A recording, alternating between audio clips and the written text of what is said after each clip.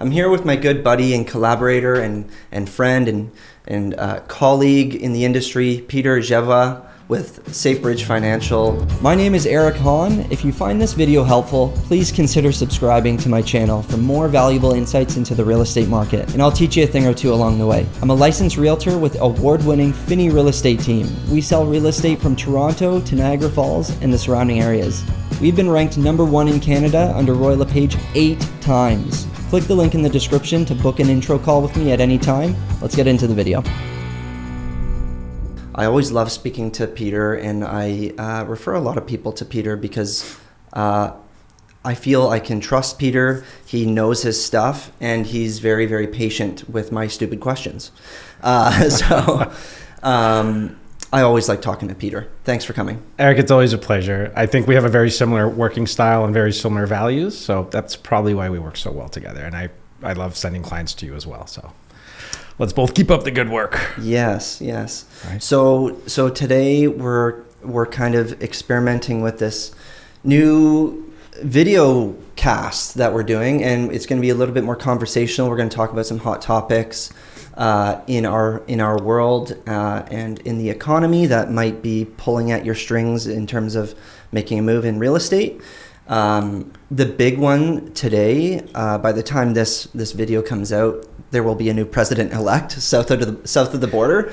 Maybe, or maybe go to the Supreme Court. You never know, Yeah, right? Good point. I mean, we're not old enough to remember, but I think it was Bush and Gore. That was so close at one point that the president didn't get elected till the January after. I don't remember what year that was, but yeah, this is another close race. It could be a mess. These are two pretty polarizing sides and viewpoints, and could get messy. I don't want to get too political about it because that's I don't want to choose sides, but it is interesting, and I think it's important to people in real estate transactions because most of us, our retirement savings have a foot in the door with the stock market, and usually after an election south of the border or in Canada, there's maybe a bit of a fluctuation. Yeah. So I think people want to kind of see that through and let the dust settle. So that's an observation from my perspective. I feel like a lot of buyers are hawkish, and they're choosing carefully. They're taking their time. They're not settling.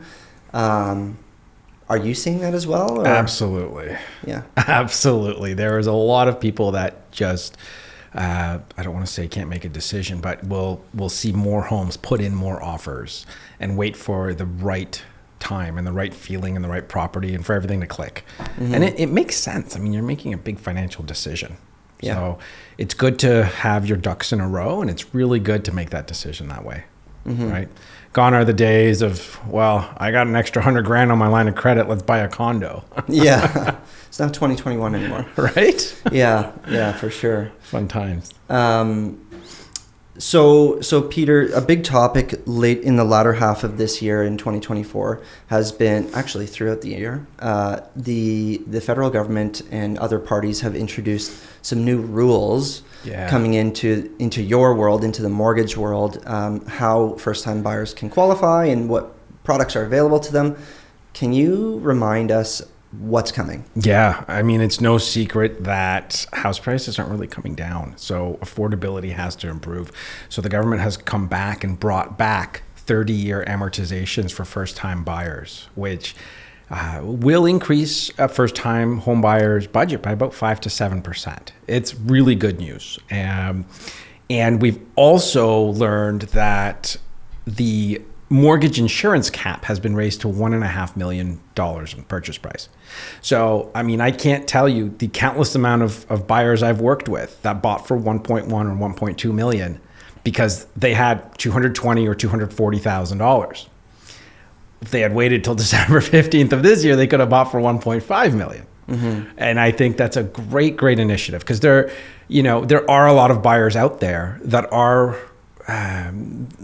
ready to purchase a $1.5 million home. Mm-hmm. And maybe because we're in Toronto, we see that more than in the smaller markets. But I think it's a great move. So starting December 15th, first-time buyers are going to get a little bit more affordable options when purchasing a home. Nice. It's going to be great. And from my perspective, the insured mortgage cap increase to 1.5 million. You know, me not being a mortgage professional seems a bit like a head scratcher. It seems like, you know, how big is the group that this helps? Because from what I understand, you know, you have to qualify for borrowing up to 1.5 million. Yes. If you have only $250,000 saved up, Yes. you probably need to be earning a household income of $350,000, something like this. Yes. How many people are actually earning that kind of money? I don't know. Maybe you don't know. It's definitely the top 5%. You know, the top 10% of earners. They're out there, though. And Toronto is a world-class city, and Toronto does attract high-income earners. So you are going to see a lot of people, I think, coming into Toronto now who want to live there and who have that income. And maybe they don't have the $200,000 or $300,000 or $400,000, but they have the 125 that they need to get in. Right. Right. And so, you know, a big part of me also thinks that these initiatives are going to slow down the amount of transactions in the real estate world. So a big part of me thinks that the government's almost making us settle down. Right. They're saying, we'll give you longer amortizations. We'll allow you to put less money down, but your equity isn't going to grow as fast. So that $1.5 million home you buy today isn't going to be worth 1.8 in 6 months. Maybe it'll take 10 years to get there. I don't know. That's the whole supply demand issue. But part of me thinks that these rules are also going to help people from churning homes or flipping or doing these sorts of things. Right. And what are you seeing in terms of interest rates right now? Fixed versus variable. You know, what's happening for a majority of this year? Maybe it's still the case that fixed rates have been more favorable and more easily qualified. Yeah. Let me rephrase. People can qualify for them more easily. They can. Is that still the case? Absolutely. Okay. The 3-year fixed rate, it's the tickle me Elmo. It's the thing everybody wants this year. Yeah. So the 3-year fixed is what everybody wants. The variable rate has dropped 1.25% in 6 months. So people are now opting in for the variable rate. And if you can qualify, it's not a bad choice to make, assuming you can tolerate the risk, because there's no guarantee that rates are going to keep going down, and there's no guarantee that they won't go up. Right? So if you can assume the risk, it's a great choice to make. The 3-year fixed is what everybody wants right now. That's what everybody's taking. Because I'm a contrarian, I would take a 2-year or a 4-year. And this is the year of a presidential election. And typically rates start to drop down around this time of year. Oh, okay. I didn't know that. Yeah. That's historically what happens around an election. Yeah. Interesting. Yeah. Something that I talk to people about from time to time is the vastness of mortgage products that are available to people. Yeah. And a lot of people can't wrap their heads around that. And so my question to you is, how, in a succinct way, how can you summarize all of the mortgage products that are available to people? There's hundreds. What you've told me before, there's hundreds. Yes. And they all kind of accommodate different needs. Can you tell us a little bit about that? Yeah, mortgages, they're as unique as your fingerprint. They really, really are. Now is the time to really read the fine print, or work with somebody that will read the fine print for you, and to know what you're getting yourself into. The biggest difference I think I've seen is mortgage amounts and mortgage loans are increasing. So where 20 years ago your average loan was $200,000, today it's $400,000 or $600,000 or $800,000. That's a big chunk of change, and that's a lot of money to carry with you for the next 25 or 30 years. If you're in it for the long term, if you want the stability, you know, fixed rate is a great choice. There's nothing wrong with a 5-year fixed rate. If you truly believe rates are falling and going to go down, then a 1 or 2 year or 3 year is a great choice. The reality of choosing a mortgage product is, you know, there's questions that we ask when we have our strategy calls with our clients, and some of those questions will help determine what product to put that family or client into. Right. You want to find the product that works well for their lifestyle and their income, and how many dependents they have. Like all these things matter, right? You have a lot of questions for them. Yeah, I mean, if you've ever gone to buy a car, right? You know, you go in to buy a Toyota Camry, there's 12 different models, you know, from $40,000 to $80,000. And you're just, you can't wrap your head around a hybrid or a gas or 4 doors or air conditioning. Do I need a sunroof, right? Or do I lease it or do I finance it? Well, then we get into the questions. Right. You know, do you have a business? Do you have a growing family? Are you going to need a RAV4 in 2 years? Right? What's your budget? Maybe you do want to lease it. Maybe you do want to buy it. So that's where everything comes in. And that's something, again, like I pointed out at the beginning of the video, where I appreciate Peter because I think he's very real with the clients that I send to him. He's very honest, asks a lot of questions, no pressure, but genuinely wants to help people. Make the right decision. So, I mean, I'm going to be here for the next 25 years with you, so I'd better get to know you, right? Yeah. Just the other day, I attended the Royal LePage Town Hall meeting, which is what we call it at Royal LePage, where Karen Yalevsky, our COO, hosts either a virtual or in-person meeting with whoever wants to attend within Royal LePage. Nice. And it usually follows the bank announcements. Yep. So we attended, when was the last one? October 23rd. So it was the 24th, I believe. Yep. Actually, it was the same day, right after the announcement. Yeah. But there's a really amazing stat that she shared with me and with us, rather. The room was maybe 100 people in the room. Mortgage delinquencies in Canada pre-pandemic represented 0.15% of mortgages. Right.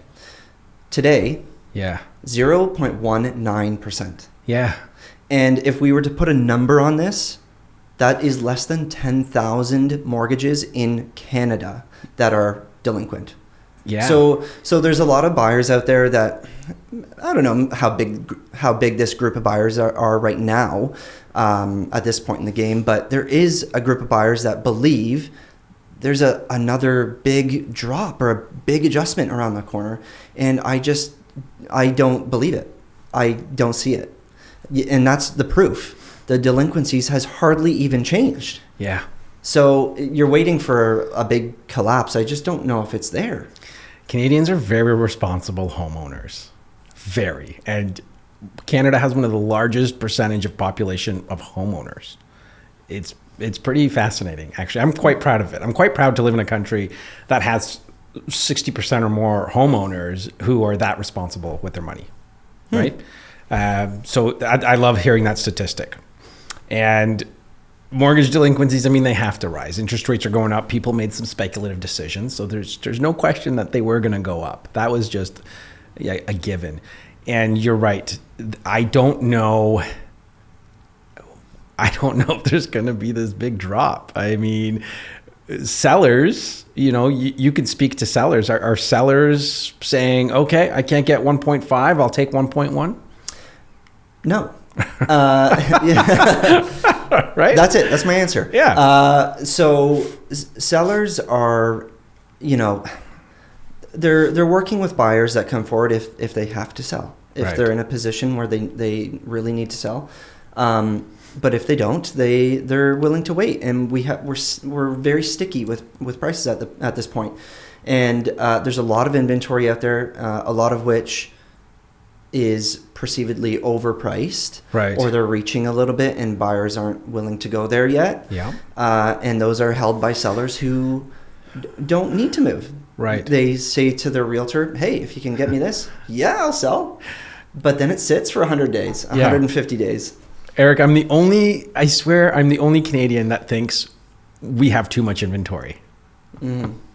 I've never seen so many listings, and the listings just keep climbing on MLS. And I don't know if they're just being relisted or if I'm looking at different statistics, but I mean, yes, you want to buy a home that suits you and you want to look around. You don't just want to buy whatever's for sale. But me personally, I don't think we have an inventory problem. I personally don't think we have enough Canadians in Canada. I think we need to keep bringing Canadians in. The inventory thing is a bit of a head scratcher for me, just to my earlier point. Like, there are so many properties out there that are just fishing. Right.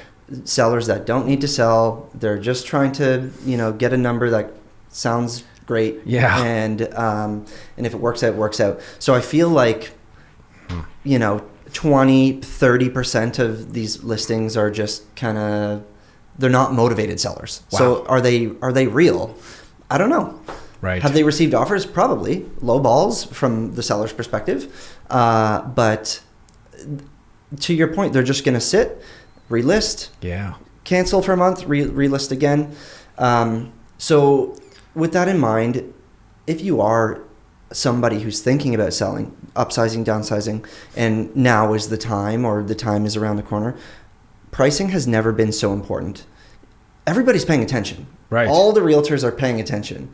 So if you're not getting showings, it's not because the marketing's not working. It's usually because the price is off. There was some changes there was some real estate changes in pricing and what buyers were allowed to see. Was there some changes this year where buyers were allowed to see what other bids were put in or something like that? Yeah. So December 1st last year, 2023. Yeah. The seller has the option to offer open bidding. So yes, the answer is yes. Okay. It's a double-edged sword. It could be a good thing, could be a bad thing. You could reveal yourself and say that I have 5 offers. This is the best offer. And everybody comes forward with $5 extra and it goes all night long. Right. You don't want that. That's just silly. And then you lose the buyers because they're getting bored. Okay. But it is possible. I haven't seen it yet. Right. I haven't really heard of it Me yet. neither. But it is an option for a seller. Okay. And it is a unique strategy that warrants a long discussion, I'd say. Yeah. I heard of these changes and I thought, there's no way anybody's going to agree to that. You know what? When this was coming down the pipe, this was part of Tressa phase 2 or phase 3, part of the rollout. And we're thinking like, oh boy, this is really going to change things. And it really was ignored. It's still an option. Right. It's still an option, and different strokes for different folks. If you're a seller and you want to do that, we can do that. But I think that answers your question. It does. Thank you. Let me ask you something. So every now and then I get a friend sending me a listing on House Sigma or Zillow or something of that sort. When people are looking at these websites, how current are they versus the information you have with the board? The board will update sooner. Okay. And more recently, I saw a new update, at least through the Royal LePage office, that any status updates on a listing is to be updated within 1 day. Wow. Which I'd have to reflect back on my emails, but it was really, really tight. I think it's 1 day, right. And before it might have been 2 days or 3 days or something. But that's my answer. MLS, you have more current information, and you have more attachments to the listing, like floor plans or feature sheets or additional documents that might be useful pieces of information. Right. Disclosures from the seller that you might need to know about as a buyer. You can't find that on Realtor.ca. So if I'm out there shopping for a home, I should just call you. You probably have better information and better access to the listings. You know what? This is something I wanted to talk about. Is and it? You've probed me. Okay. So this is great. This is great. A bit of a plug for realtors, but genuinely, if you're going to last in this industry, and same in your industry, you have to genuinely want to help people. Yeah. That's got to be your focus. And with that in mind, I'm currently working with a first-time home buyer who, has lived at home, saved a bunch of money. Mom and dad are going to help out a little bit. And, he's in the market for, a condo at that kind of price point. There's lots and lots of options for condos at the moment. The condo market's having a tough go. But he seeked out my help because there are too many options. And that really made me reflect on this, to think, you do need a realtor. Even in a buyer's market, you need to have guidance. You can't tell a seller's motivation, any hidden disclosures, if this is the real price or not the real price, or what their expectations are. You can't tell that from Realtor.ca. Right. And when he said that to me, I had an aha moment. Like, absolutely, it pays to work with a realtor, even in a buyer's market when you have a lot of choice. I do have a story about that. I do have a client that called me about a month ago, and they said, Peter, I think I found the condo I want to buy. My realtor's on holidays, so I just went to the listing agent, and I'm going to put in an offer. And I said, your realtor's never on holidays, by the way. Yeah. So he's on the beach. I said, call the realtor, but send me the listing anyways. And as soon as I got the listing, I knew the building. And the building is on a do not lend list. It's known for Airbnbs and crime. It's on one of those lists. Wow. And I called the client back. I said, you have to call your realtor and discuss this building. And so not even an hour later, I got an email. Thanks, Peter. We're not going to move forward with this offer. Turns out the building's not the right one for us. Wow. I haven't heard that before. Yeah. I mean, there's locations and, very, very rare, but that's why I remember them. And then they're very, very rare locations where lenders are wary to lend on those properties. We're on the cusp of the biggest transfer of wealth in human history. Oh, yeah. $1 trillion. Yeah, if anybody wants to adopt me, I have a great mom and dad, but I could handle another one. Seriously, no, there is a big wealth transfer coming. It's huge. Yeah. The government's just lining up to take all their money. Oh, yeah. Oh, the taxes are going to be insane. I'm not trying to be negative, but if you're out there and you haven't planned, find a financial planner. Get that out of the way, figure out your tax situation, and start planning now, because the government is just licking their lips waiting for all these estates. Mm-hmm. It's going to be wild. Yeah. Something I wanted to talk about was, in your world, is activity spooling up a little bit? Are people submitting more applications at this point in the year versus earlier in the year? Are people calling you more? It's been an interesting year. I will tell you that. The first half of the year was pretty normal, but soft. And the summer was surprisingly busy. Wow. October was a very busy month. And we saw the Bank of Canada drop the rates by 50 points. So that's not a coincidence. And since the new rules and everything coming out in the media, and bad news is good news right now, right? GDP is low, job numbers, we don't know where they're coming from, but they're not very good. People are coming out going, okay, well, bad news is good news if I'm a home buyer. Right. And this whole mortgage renewal cliff, it doesn't exist. People aren't renewing their mortgages and doubling or tripling their payments. There's most people that are renewing their homes or their mortgages. They have options and they can do things to keep their payments low or somewhere close to where they are today. Mm-hmm. And you have to remember that if you bought a home 5 years ago and you're renewing today or next year, you've probably increased your income in that 5 years. Mm-hmm. You've probably grown your wealth a little bit in that 5 years as well. So there's not a lot of people that are really hurting when it comes to this renewal cliff. But applications in the last month or two have been steady. Inquiries, though, as you and I are both in a 100% commission-based business, I feel like some days I'm just volunteering because the amount of phone calls and inquiries and conversations, they're picking up. Yeah, they are picking up. That's good. And that's my spidey senses are tingling as well. I feel like the spring market will be kind of more our traditional spring market where there will be an influx of inventory, but the buyers are going to come and play ball, and we're going to see a lot of properties trade hands. Tell me if you think this is... I truly believe if you're out there waiting for spring, you should probably be buying in January, February. For some reason, if I was to list my house in the spring, I would list it for higher than I would in January because I know there's more people buying. Yeah, you have more of a captive audience, I'd say, the earlier you jump into the spring market. Right. If you're a seller. Okay. Sorry, you said as a buyer. As a buyer, yeah. Sorry. Yeah, you know what? It's a double-edged sword, right? Okay. As as soon as we hit December, sellers want to focus on holiday. They bring their properties off. Yeah. Inventory is going to drop like this. Yeah. Buyers also hit the microphone. Buyers also shift their focus away to other things.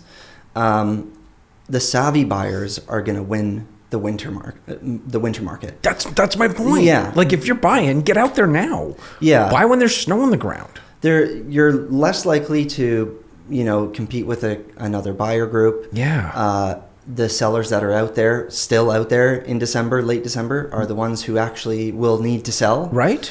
So that's a great opportunity. And as we'll probably touch on in a few minutes, we're in an interest rate cut cycle. Like there's probably more to come. Yeah. The spring is poised to be quite good, quite active for buyers. Yeah. Really favorable conditions.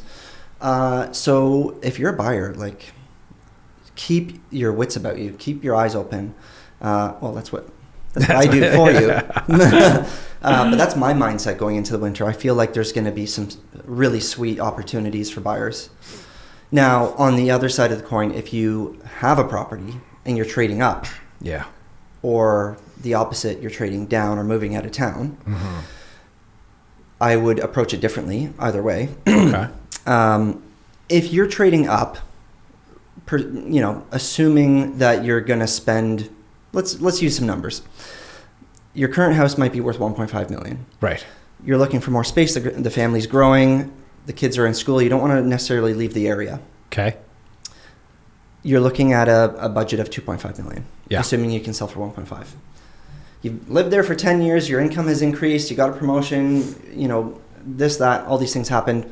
We're going to trade up. Right. But you want 1.6 for your house or 1.65. I'll wait till the spring. Okay.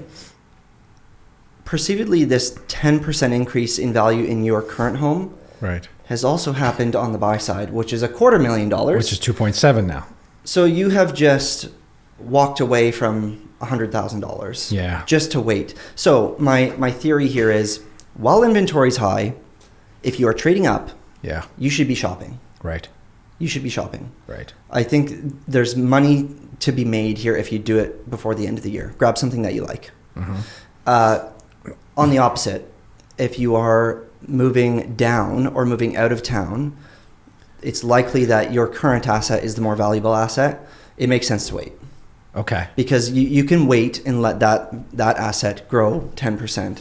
Yeah. Feeling pretty comfortable that wherever you're going, out of town, downsize is probably not also accelerating at that rate. It's probably accelerating more slowly. So that's how I would approach this winter/spring market. If you're upsizing, I would get on it. If you're downsizing, you wait.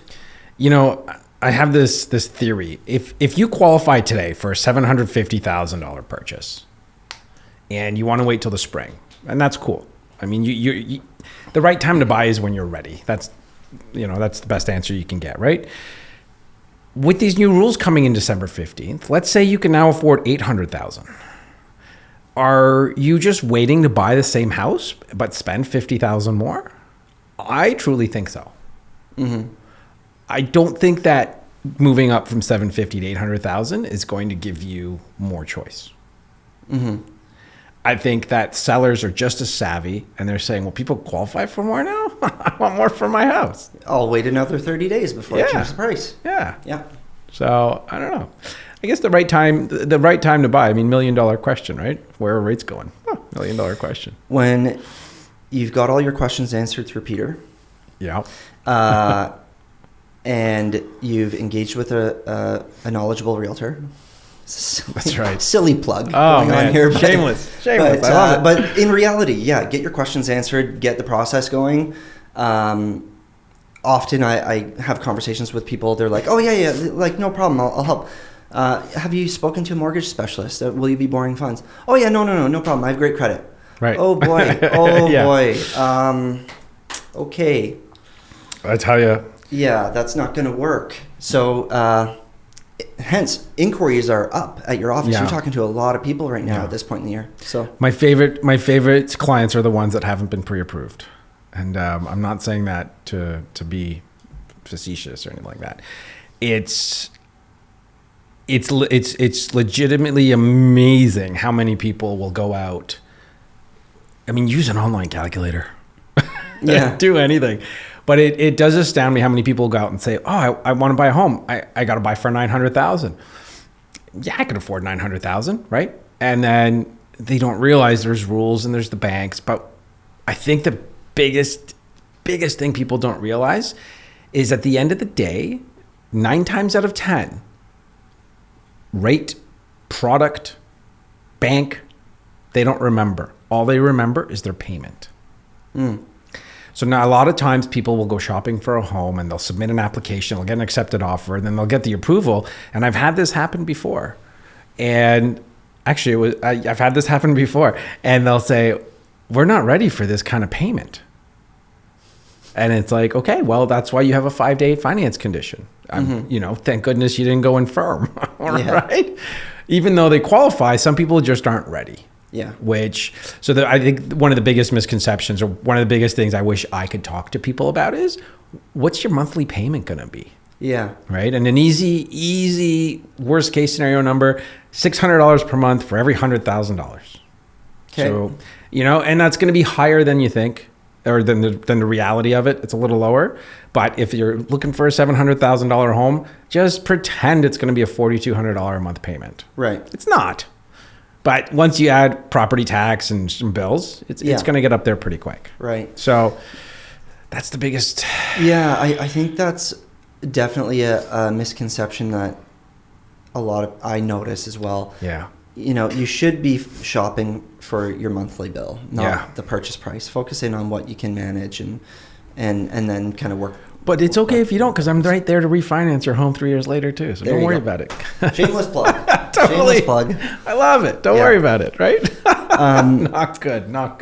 What is one big misconception, misunderstanding that often comes up when you are working with people who have never bought before, and they're new to the process, they've never borrowed they've never had a mortgage before? Yeah. The amount of underwriting and due diligence it takes to actually fund a mortgage. I mean, everything is so easy today, right? Just click here, 30 seconds, you'll have a pre-approval. Yeah. But the amount of due diligence it takes, how lenders calculate your income, depending on what you do for a living, if you're self-employed, and how your liabilities are calculated, right? The amount of people that have co-signed for their kids. Well, that's technically your liability. I know you co-signed for the kids. I know they pay their mortgage, but guess what? It's on your credit report. And if the kids stop paying, the bank's coming to you. Yeah. Right? That's a big one. That's a really, really big one. Right. When people co-sign. But the other biggest one is fixed versus variable rates. Yeah, for sure. In the last 2 years, everyone's become an economist. Yeah. That's right. Oh, the Bank of Canada is going to do this, and this, right? And the Bank of Canada is lowering rates by 50 points.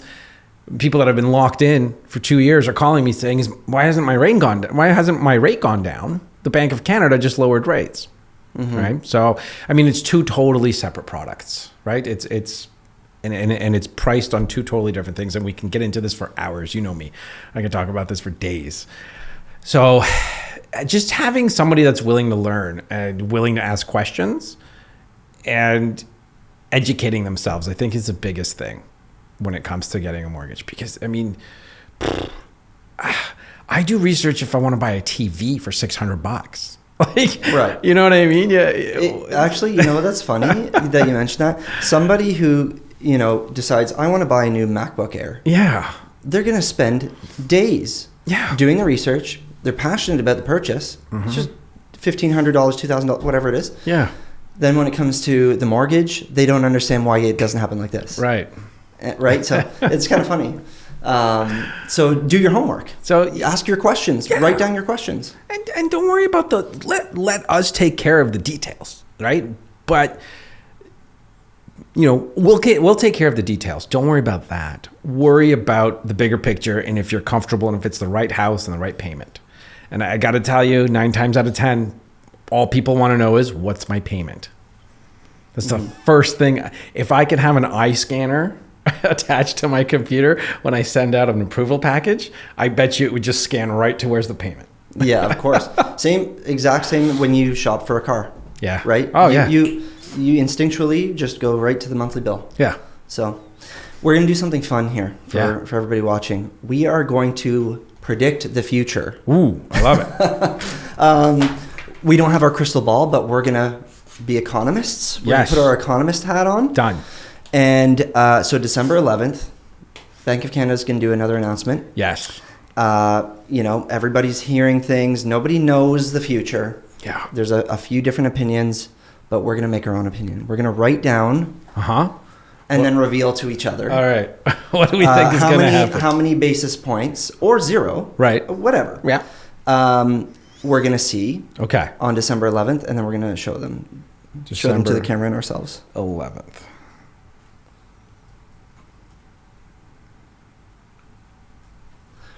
Ready? All right, yeah. Oh! Sorry, hang on.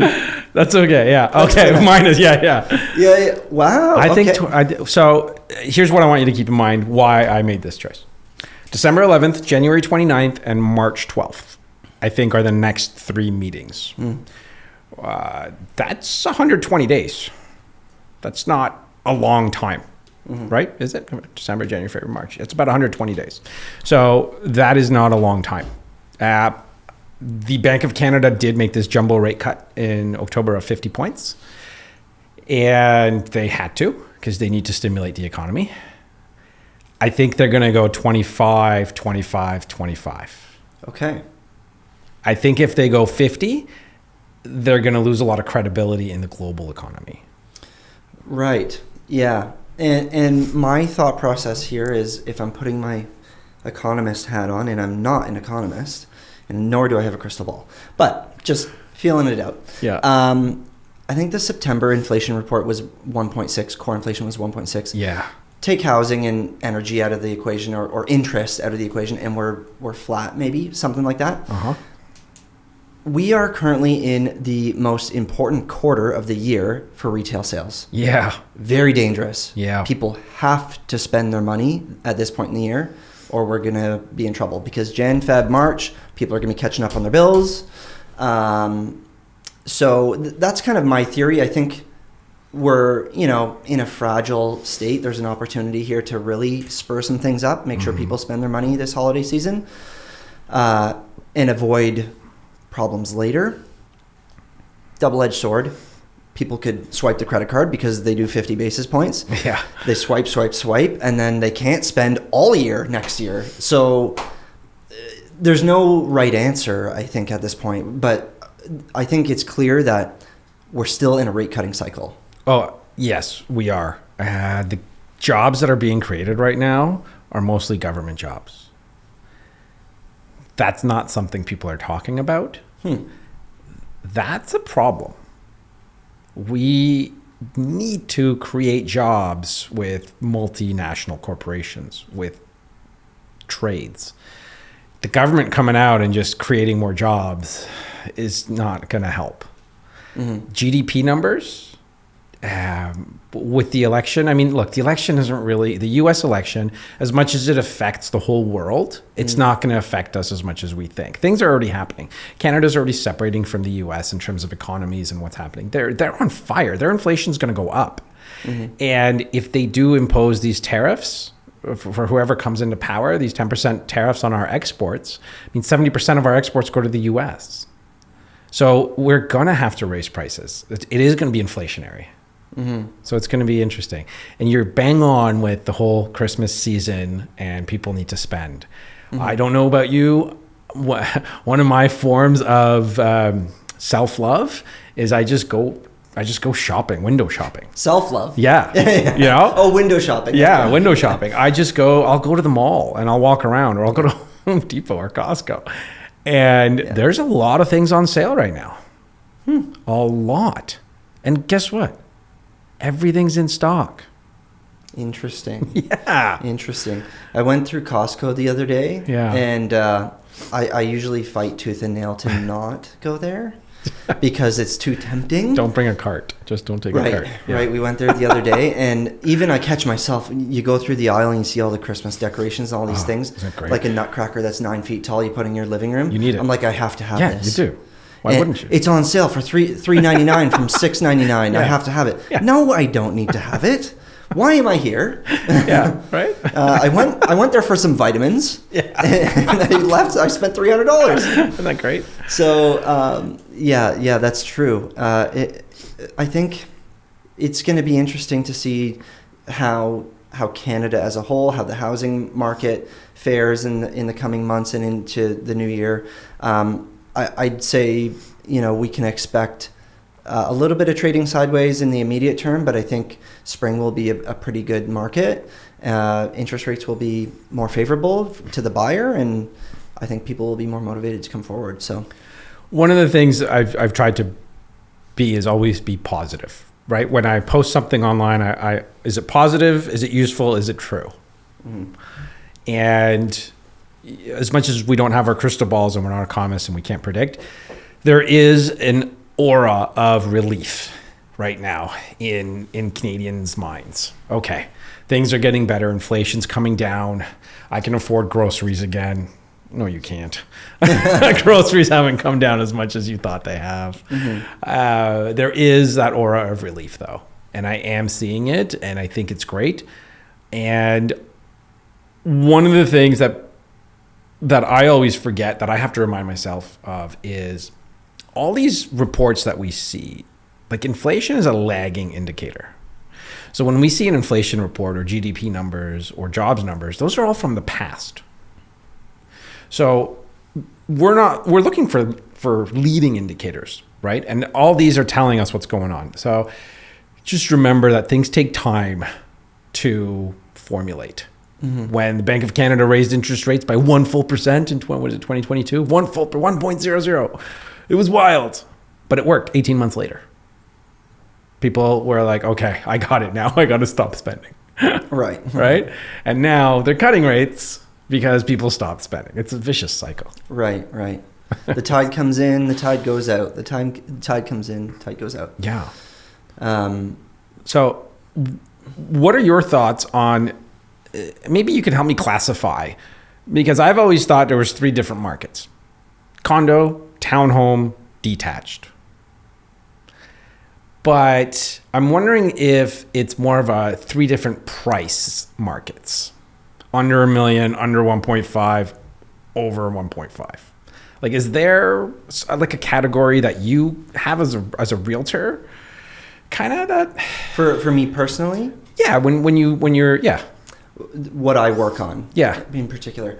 Yeah. Okay. So my average sale is about $1 million, give or take.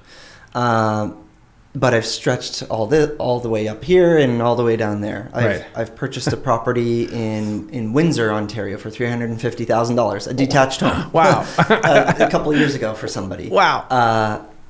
And on the other side of the coin, we're representing $2.7 million homes in Oakville. Right. But I average out at about $1 million. And I think where I'm able to connect with people the most is first-time home buyers. Yeah. People, young people who are new to all this. I feel that I can support them well. And families that are transitioning up. Right. I think that is really my specialty. And if I were to put a number on it, I would say anywhere between $500,000 and $1.5 million is probably really all of where I do all of my work. Okay. Yeah. And $1 million is the sweet spot. It turns out that way. I keep track, and the average sale over all these years is about $1 million. That's incredible. Yeah. That's awesome. Yeah. How much do you think the average sale will be when your daughter, Georgia, is 20 years old? Ooh, well, real estate doubles every 10 years. Okay. So let's do. Hopefully it's 4 million. Hopefully it's 4 million by then. Yeah. Nice. That's awesome. Yeah. So it would double twice, hopefully. All right. But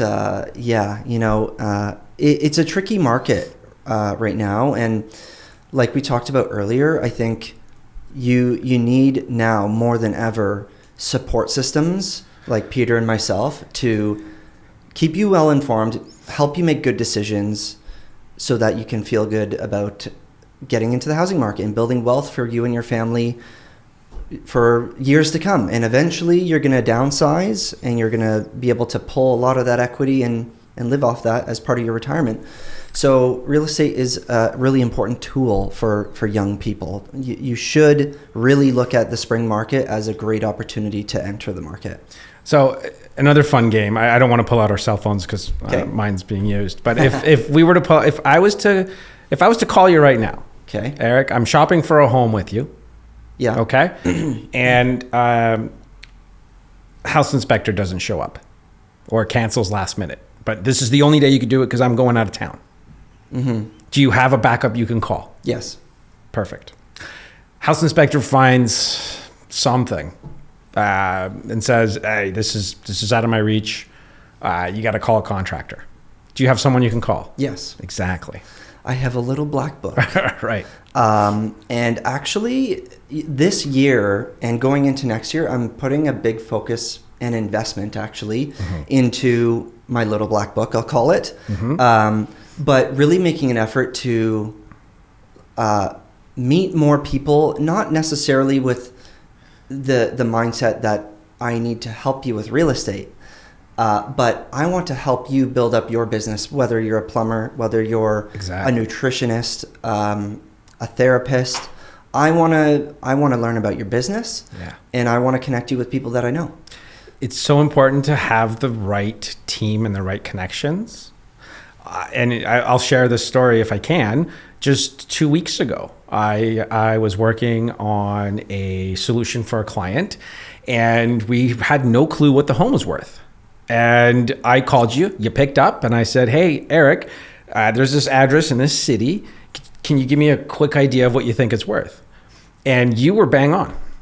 Was I? Yes. Was there an appraisal? The appraisal was done, and you were exactly bang on.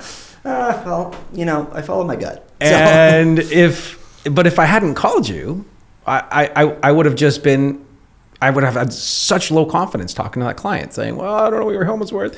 But because I was able to call the client and say, "Look, I have a very respected realtor from a very respectful team who did an appraisal for me, and here's what it's going to probably come in at." And that's exactly what it came in at with the accredited appraiser. That's cool. Right? That's cool. And how great is that? I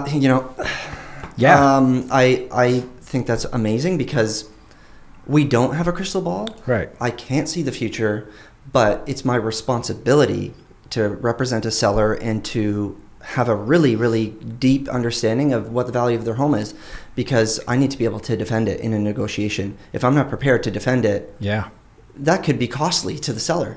So I met with somebody yesterday, actually. They asked me to assess their home here in Oakville and met with them. And, initially I come to the house, I check it out, and I look back a day or two later and present my findings. I typically don't pull a number from the sky for people. It's irresponsible. But I did leave him with a nugget because I just felt compelled. And I said, my gut has served me really well, and I feel like it's X. And as I got deep into the research last night and today and kind of collaborating with some people within my team who know the area really well, they said the exact same number. So I pride myself on that a little bit. It's a big deal. The approach, the pricing approach is really, really important. Yeah. You can't fluff it up. You can't build up false hope and lie. And I don't want to paint this brush over anybody in the industry, but there's a lot of listings out there that are priced with the seller's price in mind, and they should not be listed. They're not serious. Yeah. But a realtor sees maybe an opportunity to get it done. Yeah. But deep down, they know it's not realistic. It's just not the right thing to do, to list it at a price that's not real. And I often walk away from business that the seller has unrealistic expectations. Okay, so what's setting expectations? I mean, if the whole globe could set expectations, we'd be a peaceful globe. But what's the secret sauce to listing and selling a home? Because anybody could list a home. Mm-hmm. What's the secret sauce to listing it and getting it from listed to viewed to sold? And you don't have to tell me if it's a very secret sauce, but what's the process? No, I kind of just talked about it right now. Like, Yeah. you have to do your homework. Yeah. You can't pull numbers from the sky. Okay. You spend the time to really build out. I like to build a thick analysis of what I believe the price is to be on that home. You need to be prepared to negotiate. Okay. You need to know your numbers. Price it right, stage it right, and do the prep work. Even if it's just painting the house and Right. removing some items, you don't need to fully stage and take everything out Yeah. and put everything back in. But price it right, stage it right, and be available. Okay. As a realtor, you pick up the phone, you work late nights. Don't be a secret agent. Don't be a secret agent. You do open houses every weekend until the house sells. Yeah. You be honest and forthcoming. You over communicate with your clients, and you pound the phones. You pound the pavement. If I have a listing that I feel passionately about, Yeah. which is all my listings, I'm going to call agents that I know who might have a client that fits this well. Yeah. You have to. You can't just set it and forget it. Right. So it's not like posting a reel on Facebook and hoping people like it. No. Yeah. Why didn't it go viral? Yeah. Right? I was so Exactly. funny. Yeah. So that's true. Yeah. I think about my reels all the time. Staging a home, I don't know how deep you want to get into that. I don't know how fun of a conversation that is. What does that... So when I hear staging a home, and this is coming from somebody who's never sold a home, okay? So when I hear from staging a home, I'm thinking thousands and thousands of dollars, like 10 to 15,000. I'm thinking I have to live in a hotel. And I'm thinking like everything's got to come out of the fridge and my clothes have to be all dry cleaned and put back together. And like what's staging? What really is staging a home? Staging can be on a scale of 1 to 10, let's say. Okay. 1 being, let's remove your family photos and change the bed covering to white and simple things. Okay. Maybe in the middle is, we're going to swap this couch, we're going to bring a different couch. And you're going to paint that door. Right. 10 out of 10 might be, we want you to paint all the walls in the house. Whoa. We're going to remove all the furniture and we're going to bring new furniture in. Okay.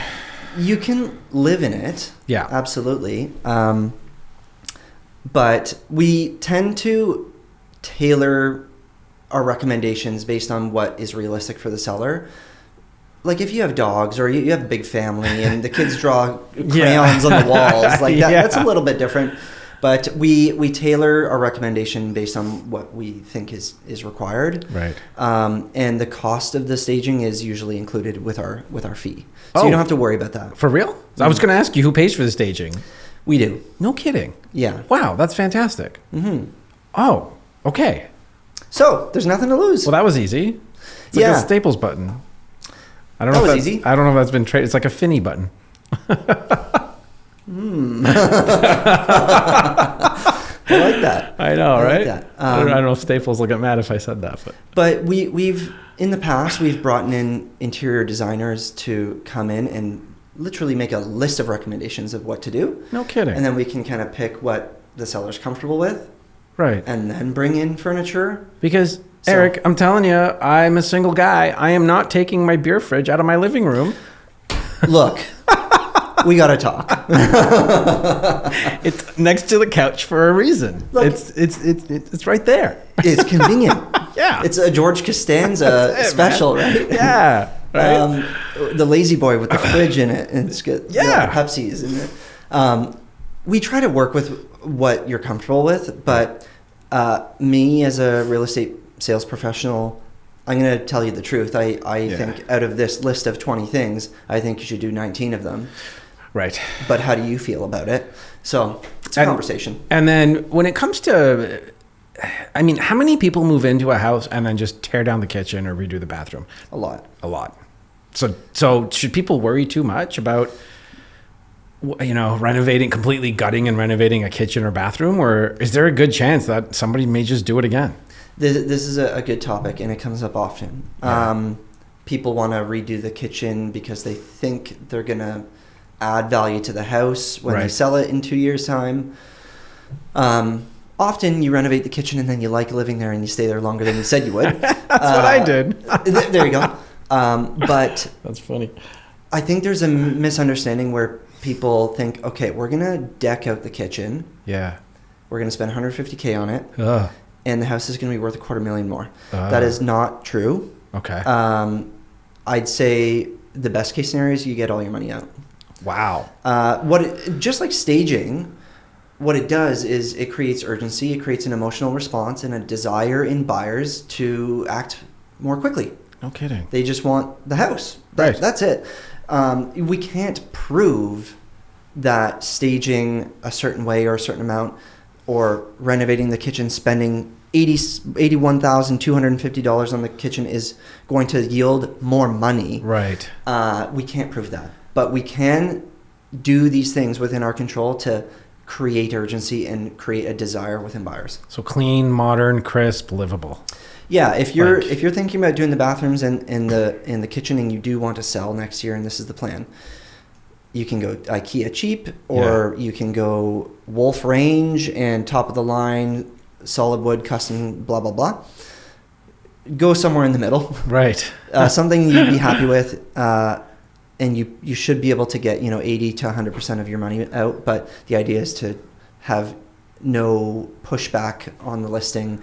It'll just help sell the house faster. Well, and in reality, renovations are, you tear down, you don't know what's behind those walls. You don't know how many layers of flooring are underneath that vinyl or carpet or whatever it is you got. So that reminds me of a video I recently did about houses I would never buy. Right. Check out that video. There's a shameless plug there. Check out that video. I think it's a really interesting one. So that's my intention going into 2025 is not reinventing myself, but fine-tuning my focus and giving before receiving. Right. And connecting more people and meeting more people. Sounds like you're already doing that. So that's I'm trying. Good. Yeah. Trying. That's a good way of doing it. There's so much. The simple business plan, right? Like, if you open that attachment, it's like, how many transactions do you want to do? Let's say 100. So how many mortgage applications do you need? 200. And how many conversations do you need to have to get 200 mortgage applications? 1,000. Mm-hmm. Right? And how many leads do you need to get 1,000 conversations? Woo. Right? Yep. 2,000. Right? And it's you got to work backwards. 52 weeks a year, and you take 4 weeks off. Well, you don't take 4 weeks off, but with the working days and Christmas, and in our industry, there's some weeks where just nothing happens. Mm-hmm. So if there's 48 weeks, and you need to have 2,000 conversations, how many conversations do you have to have per week to fund your 100 goals? Right. I'm not that good at math. Yeah, I know. I think it's about 500, but not 550. So it's about 50 conversations you have to have a week. And how do you get 50 leads and 50 conversations, right? And that's where doing events and pumpkin stuff and carvings and photo contests and newsletters and all that other stuff. It's such a fun business we work in, man. I do like it in the sense that you meet so many people, you have so many good conversations, and you walk away feeling like I've done everything that I can to help these people, and I feel like they're satisfied with it. Yeah. Today's November 5th. When is the Christmas tree going up? The Christmas tree is up, Eric. Oh no! I'm a sucker for Christmas. Yeah. Man, I will decorate as much as I can and put as much up for Christmas as possible. I love Christmas too. Best time of year. Yeah. I might go do my tree tonight. Well, here's the thing. The weather is perfect right now to clean out your garage, put your patio away, and get all the Christmas stuff out. Or under the stairs or whatever. The weather is perfect to do it. That's why mine is done. Nice. Nice. Well, Peter, I really appreciate you coming in and chatting. It's always a pleasure. And Peter is my preferred mortgage partner in my industry and in my work. So if you're looking to connect with Peter, you can follow him on Instagram, Mortgage with Peter. You got it. Facebook. How else can people get in touch with you? Through you? Yep. Yeah. Easy. Yeah. And you know what? It's social media. I'm very accessible.